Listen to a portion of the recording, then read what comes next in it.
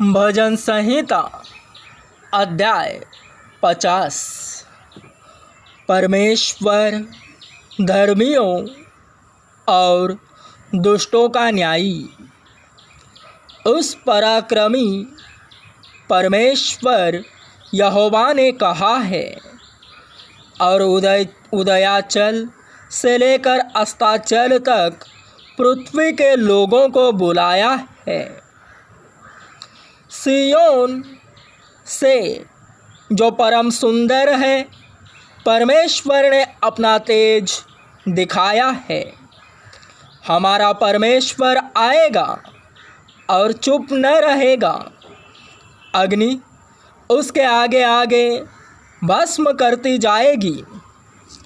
भयंकर आंधी उसके चारों ओर चलेगी।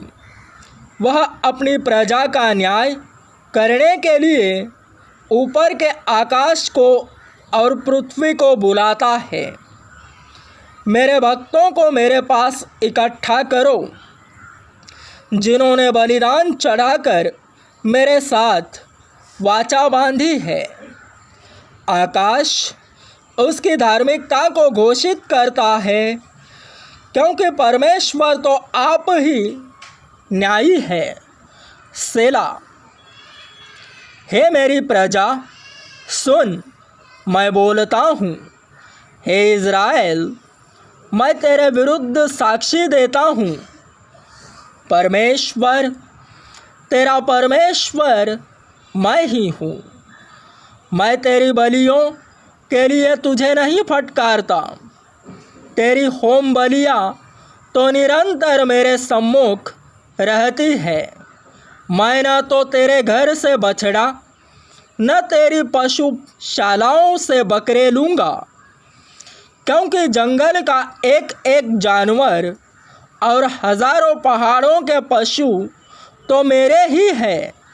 मैं पर्वतों के सब पक्षियों को जानता हूँ और मैदान में चलने फिरने वाले प्राणी मेरे ही हैं। यदि मैं भूखा होता तो तुझसे न कहता, क्योंकि जगत और जो कुछ उसमें है वह मेरा ही है। क्या मैं सांडों का मांस खाऊं? क्या बकरों का लहू पीऊं? परमेश्वर को धन्यवाद का ही बलिदान चढ़ा और परम प्रधान के लिए अपनी मन्नतें पूरी कर। और संकट के दिन मुझे पुकार, मैं तुझे छुड़ाऊंगा और तू मेरी महिमा करेगा। परंतु दुष्ट से परमेश्वर कहता है, मेरी विधियों का वर्णन करने का और मेरी वाचा को मुँह में लाने का तुझे क्या अधिकार है? तू तो शिक्षा से घृणा करता और मेरे वचनों को पीठ पीछे फेंक देता है। चोर को तो देख कर तू उससे प्रसन्न होता है। चोर को देख कर तू उससे प्रसन्न होता है और परस्त्रीगामियों के साथ साझीदार होता है। बुराई करने के लिए तेरा मुँह खूब चलता है और तेरी जीभ छल की बातें गढ़ती है। तू बैठा बैठा अपने भाई के विरुद्ध बोलता और अपनी ही माँ के पुत्र की निंदा करता है। तूने ये काम किए और मैं चुप रहा, इसलिए तूने समझा कि मैं तेरे ही समान हूँ।